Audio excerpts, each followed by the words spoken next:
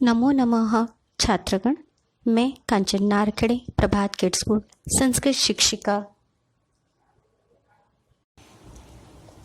इस online study classes में आपका स्वागत करती हूँ। छात्रगण, आज हम अपठित गद्यांश इस विषय का अभ्यास करेंगे। प्रिय छात्रगण, सर्वप्रथम अपठित गद्यांश क्या होता है यह देखते हैं। अपठित अर्थात कभी न पढ़ा हुआ गद्यांश।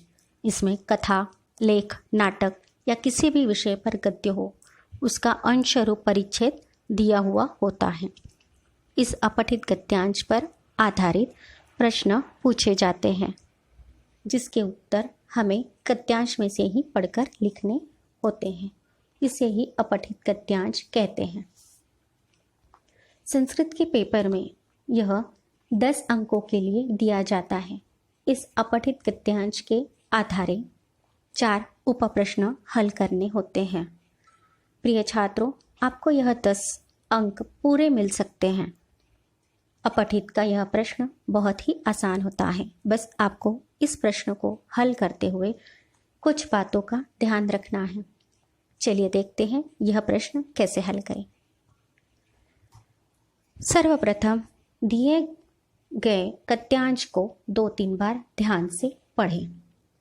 गद्यांश को पढ़कर आपको गद्यांश का विषय स्पष्ट हो जाएगा।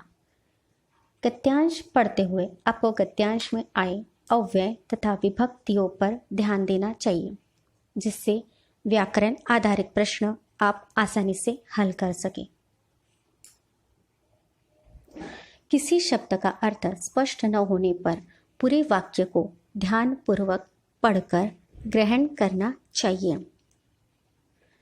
गद्यांश पढ़ते हुए यदि आपको किसी भी शब्द का अर्थ स्पष्ट नहीं हुआ हो तो पूरे वाक्य को ध्यान से बार बार पढ़ें, जिससे वाक्य के द्वारा शब्द का भाव आप समझ सकें और गद्यांश को समझने में आसानी हो। शीर्षक संक्षिप्त होना चाहिए। शीर्षक देते समय शीर्षक बहुत ही संक्षिप्त पदों में लिखना चाहिए। इसके बारे में हम आगे और भी चर्चा करेंगे।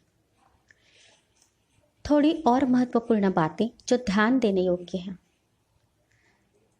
इसमें 1 अथवा 2 अंक का प्रश्न पूछा जाता है। एक पदेन उत्तर, यह जो प्रश्न है, यह प्रश्न 2 अंकों के लिए पूछा जाता है। इस प्रश्न में कम से कम पदों में उत्तर लिखना होता है, पूर्ण वाक्य में नहीं। प्रश्नों के उत्तर गद्यांश में से ही लिखने होते हैं। इस प्रश्न में किम, कीदृशः, कीदृशी, कीदृशम, कथम, कति इन प्रश्नवाचक पदों का प्रयोग ज़्यादा होता है। प्रश्नवाचक पदों के अनुसार ही उत्तर पद लिखने होते हैं। आगे आने वाला प्रश्न होता है पूर्ण वाक्येन उत्तरत्। यह प्रश्न 4 अंकों के लिए पूछा जाता है। इस प्रश्न का उत्तर पूर्ण वाक्य में लिखना होता है।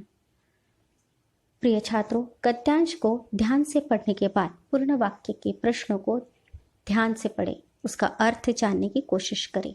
इस प्रश्न का उत्तर अनेक वाक्यों को जोड़कर एक वाक्य बनाकर लिखें तथा इसका उत्तर अपने शब्दों में बनाकर लिखने का प्रयत्न करें।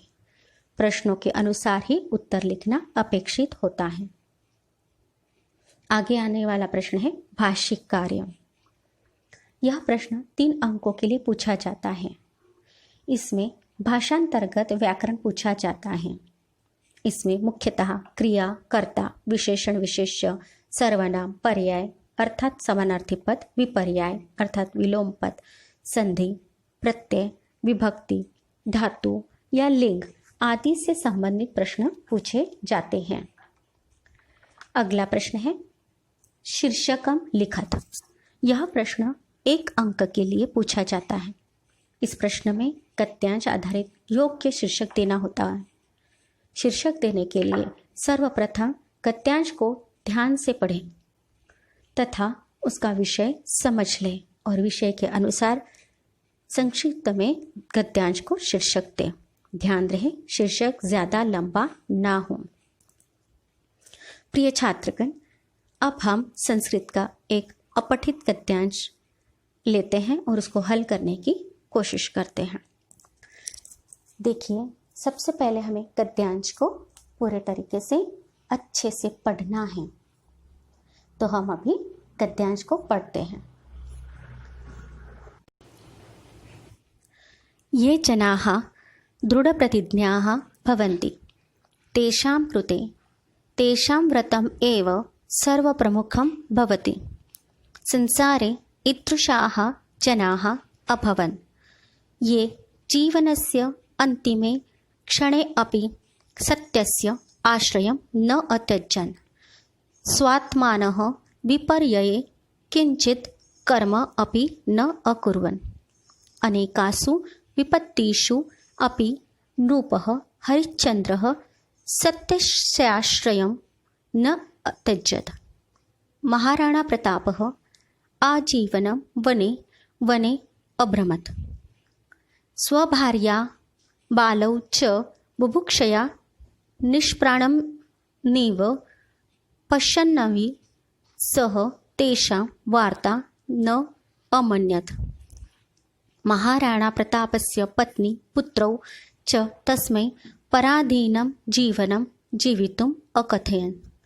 आधुनिके काले महर्षिः दयानन्दोऽपि सत्यस्य पालने वेदप्रचारे च स्वजीवनस्य बलिदानम् अकरोत्, परं सत्यस्य मार्गं न अत्यजत्।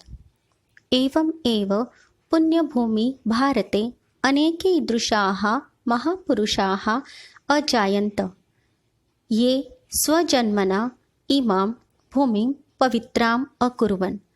अद्यापि तेषां चरणचिह्नानि मानवान् सत्याचरणं प्रति प्रेरयन्ति।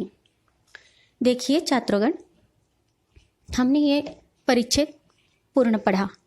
ऐसे ही आपको बार बार इस परिच्छेद को पढ़ना है। 2-3 बार पढ़ने के बाद आपको संपूर्ण परिच्छेद का भाव ध्यान में आएगा, संपूर्ण विषय जो भी है वो समझ में आ जाएगा और दिए हुए प्रश्न को आप अच्छे से हल कर पाएंगे। देखिए, पहला प्रश्न है एक पदेन उत्तरत्, केवलम प्रश्नद्वयम्। आपको 3 में से 2 प्रश्नों को हल करना है। पहला प्रश्न है महर्षिः दयानन्दः किं बलिदानम् अकरोत्। महर्षि दयानंद ने क्या बलिदान किया? तो क्या स्वजीवनस्य, अपना जीवन बलिदान किया। इसका उत्तर क्या है? स्वजीवनस्य। कः नृपः सत्यस्य आश्रयं न अत्यजत्। इसका उत्तर है हरिश्चंद्र।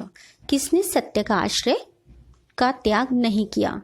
तो किसने किया था? हरिश्चंद्र ने। इस परिच्छेद में ये उत्तर दिया हुआ है। कः आजीवनम वने वने अभ्रमत्। कौन आजीवन वन वन भटकता रहा? कौन? तो यहाँ पे परिच्छेद में उत्तर दिया है महाराणा प्रतापः। इसका उत्तर हो गया महाराणा प्रतापः। पूर्ण वाक्येन लिखत, केवलम प्रश्नद्वयम्। देखिए, आपको इस प्रश्न के उत्तर पूर्ण वाक्य में लिखने हैं। दृढ़ प्रतिज्ञ जनानां कृते किम सर्वप्रमुखम भवति।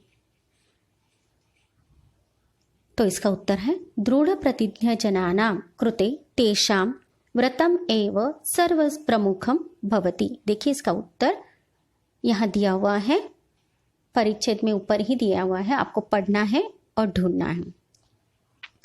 अद्यापि में मानवान् सत्याचरणं प्रति प्रेरयन्ति। आज में मानवों को सत्याचरण के प्रति प्रेरणा देता है।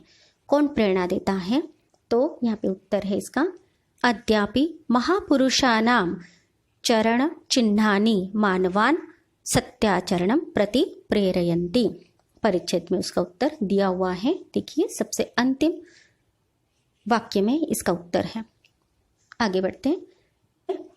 अगला प्रश्न है के महाराणा प्रतापम पराधीनम जीवनम जीवितुम अकथयन्। तो इसका उत्तर है महाराणा प्रतापस्य पत्नी पुत्रौ च तस्मै च पराधीनम जीवनम जीवितुम अकथयन्। इन सभी प्रश्नों के उत्तर आपको परिच्छेद से ही ढूंढ के लिखने हैं।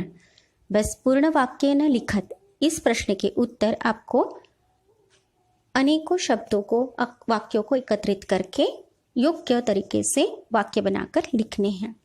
आगे का प्रश्न है, अस्य अनुच्छेदस्य कृते उपयुक्तं शीर्षकं संस्कृतेन लिखत।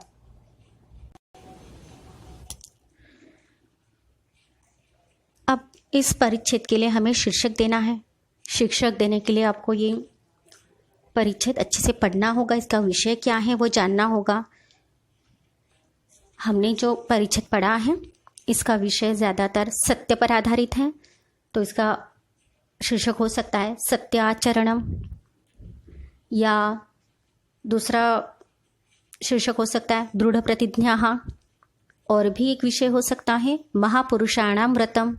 इस तरीके से इसके शीर्षक हो सकते हैं। आगे का प्रश्न देखते हैं, यथा निर्देशम उत्तरं अर्थात भाषिक कार्य। पहला प्रश्न है इसमें से, अकरोत् इत्यस्याः क्रियायाः कर्तृपदम किम्। अकरोत् इस क्रिया का कर्तृपद कौन सा है? तो इसका उत्तर है महर्षि दयानंदः। दूसरा, नृपः हरिश्चंद्रः आनयोः पदयोः विशेषणं किम्। इसमें से विशेषण पद कौन सा है? इस वाक्य में विशेषण पद है नृपः, तो इसका उत्तर हुआ नृपः।